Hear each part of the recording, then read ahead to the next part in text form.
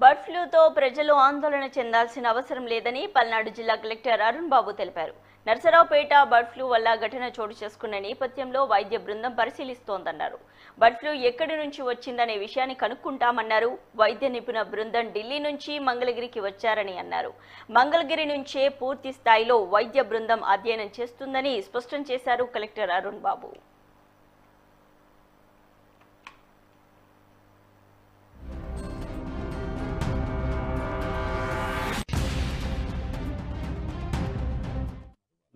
మన నిన్న మొన్న న్యూస్లో మీరు చూసి ఉంటారు. ఈ బర్డ్ ఫ్లూకి సంబంధించి ఇష్యూ ఒకటి కొంత అది ఎలా జరిగిందనేది మెడికల్ ఆఫీసర్స్ కానీ హార్టికల్చర్ టీం అంతా తిరిగారు. ఒక 3-4 డేస్ నుంచి ఫీల్డ్లో తిరుగుతూ ఉన్నారు. మన దగ్గర ఉన్నటువంటి బర్డ్స్ ఈ అవైలబిలిటీ కూడా తక్కువ, అంటే మన దగ్గర కోళ్ళ ఫారాలు తక్కువ, ఉన్న కోళ్ళే తక్కువ. బట్ ఇది ఎక్కడి నుంచి వచ్చిందనేది మనకు తెలియట్లేదు. దాని మీద మూలాలు కనుక్కునే పనిలో మెడికల్ అండ్ హెల్త్ వాళ్ళు, యానిమల్ హస్బెండరీ టీము ఉన్నారు.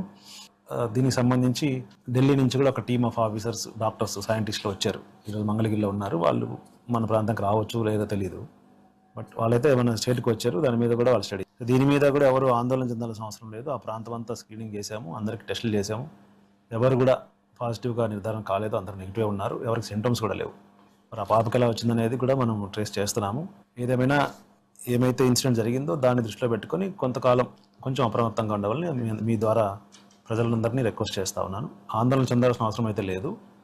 కొంచెం శుభ్రంగా హైజీనిక్గా వండుకొని తింటే ఏ ఇబ్బంది ఉండదు.